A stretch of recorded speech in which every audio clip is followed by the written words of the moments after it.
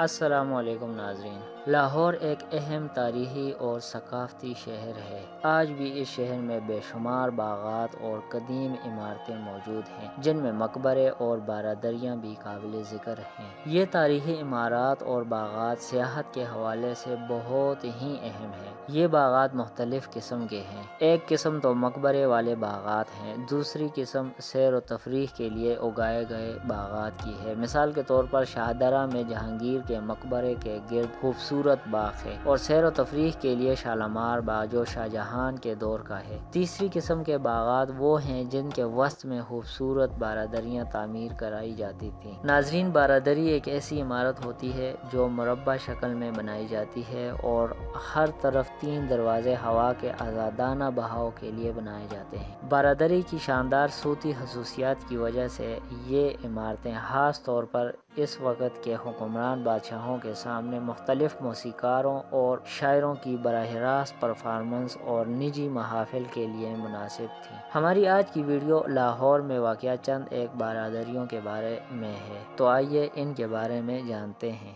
ناظرین، اگر آپ کو ہماری ویڈیوز پسند ہیں تو آپ ہماری حوصلہ افزائی کے لیے ہمارے چینل کو سبسکرائب کریں اور مزید اچھی ویڈیوز کے لیے گھنٹی کے بٹن کو دبائیں۔ کامران کی بارادری۔ کامران کی بارادری لاہور میں مغلوں کی اولین یادگار شمار ہوتی ہے۔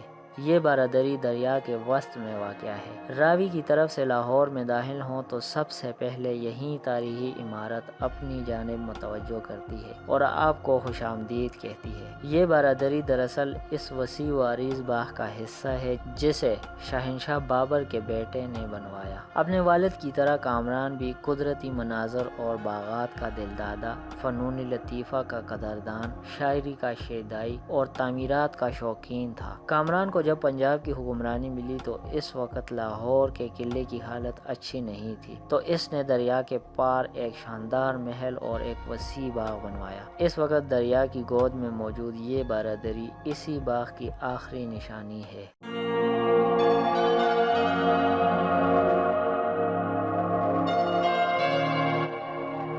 اس باغ کے متعلق خیال کیا جاتا ہے کہ یہ اتنا وسیع تھا کہ اس میں دیوان عام و خاص، زنانہ محلات، بارادریاں، حوض، فوارے اور دیگر بہت سی عمارات ہوں گی۔ یہاں کامران نے شعر و سخن کی کئی محفلیں اور بہت سی ضیافتیں منعقد کیں۔ 1916 تک یہ بارادری دریا کے دائیں کنارے پہ تھی، مگر 1955 کے سیلاب اور بعد میں زبردست پانی کے رولوں کی وجہ سے یہ بارادری جگہ جگہ سے ٹوٹ پھوٹ کا شکار ہو گئی، اور اب یہ دریا کے عین وسط میں جزیرے کی صورت ایک قطع زمین پر موجود ہے۔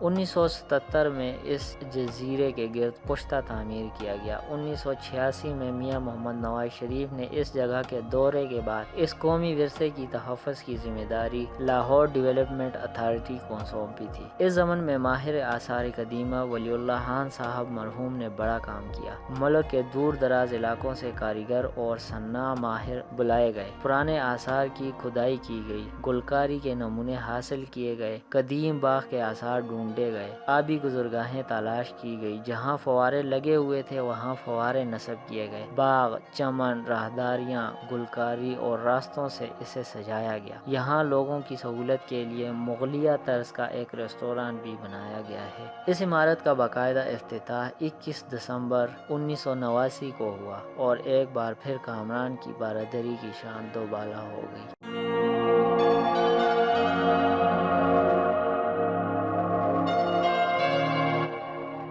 بارادری وزیر خان۔ نواب وزیر خان نے اپنے دور گورنری میں خوبصورت مساجد اور عمارتیں بنوائیں۔ 1634 عیسوی میں انہوں نے ایک خوبصورت مسجد وزیر خان تعمیر کروائی اور لاہور شہر کے باہر وسیع و عریض باغ کی بنیاد ڈالی، جس کو نخلستان وزیر خان کہا جاتا تھا۔ 1935 عیسوی میں انہوں نے ایک خوبصورت اور دلکش بارادری بنوائی۔ اس وقت اس خوبصورت عمارت کی شمالی جانب پنجاب پبلک لائبریری، جنوبی جانب جانب عجائب گھر، مشرقی جانب محکمہ آبپاشی و محکمہ تعمیرات کے دفاتر اور مغربی جانب نیشنل کالج آف آرٹس کی عمارات ہیں۔ مورخین کا کہنا ہے کہ بارادری کے گرد جو باغ بنایا گیا تھا وہ زمانے کی نظر ہو گیا، مگر بارادری اب بھی موجود اور محفوظ ہے۔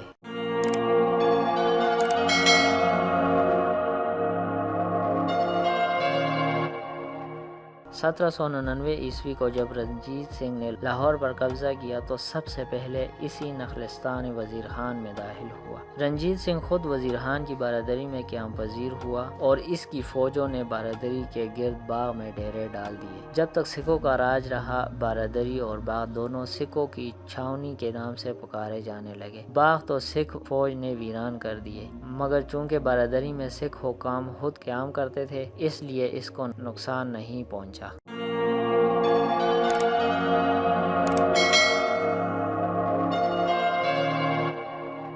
1849 عیسوی میں پنجاب کا حکومت برطانیہ سے الحاق ہوا تو ابتدائی دور میں انگریزوں نے اس بارادری کو فوجیوں کے کوارٹروں اور دیگر مقاصد کے لیے استعمال کیا۔ اس کے بعد اس بارادری میں محکمہ بندوبست کا دفتر بنایا گیا اور پھر کچھ عرصے کے لیے اسے تار گھر کے طور پر استعمال کیا گیا۔ اس بارادری کو انگریزی دور میں عجائب گھر بھی بنایا گیا۔ 1884 عیسوی کو اس تاریخی عمارت میں پنجاب پبلک لائبریری کا قیام عمل میں آیا۔ یہ بارادری کئی برسوں تک مختلف لوگوں اور محکموں کا اکھاڑا بنی رہی۔ اس تاریخی عمارت کی مرمت اور دیکھ بھال کا عمل حکومت پاکستان کی زیر نگرانی میں محکمہ آثار قدیمہ کرتی رہتی ہے۔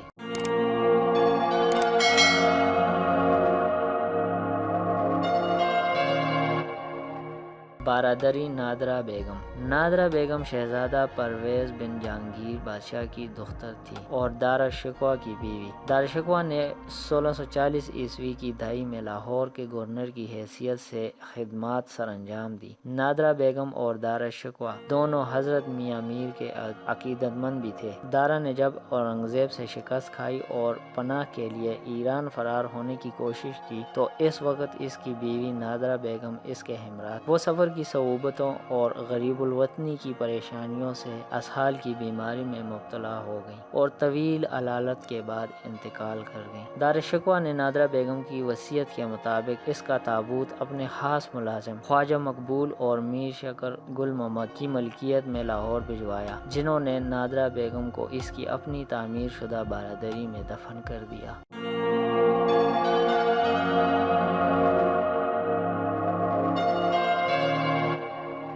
بارادری نادرہ بیگم حضرت میاں میر کے مزار کے مشرقی جانب ایک وسیع و عریض باغ میں ایستادہ ہے۔ نادرہ بیگم نے یہ جگہ اپنی زندگی ہی میں اپنی آخری آرامگاہ کے لیے منتخب کی تھی اور یہ عمارت بنوا لی تھی۔ یہ بارادری ایک بہت بڑے حوض میں ایستادہ ہے۔ بارادری تک پہنچنے کے لیے صدر دروازے سے لے کر بارادری تک کا کماندار دروازوں کے اوپر مضبوط حشتی راستہ بنا ہوا ہے۔ راستے کے نیچے 22 در ہیں۔ حوض کے چاروں کونوں پر خوشنما شاہ نشینیں تھیں جو صدر دروازے کے ساتھ ہی مسمار ہو چکی ہیں، مگر ان کے آثار ابھی بھی باقی ہیں۔ یہ عمارت نہایت عمدگی سے بنائی گئی ہے اور اس کی طرز تعمیر واضح طور پر عہد شاہ جہانی کی نمائندگی کرتی ہے۔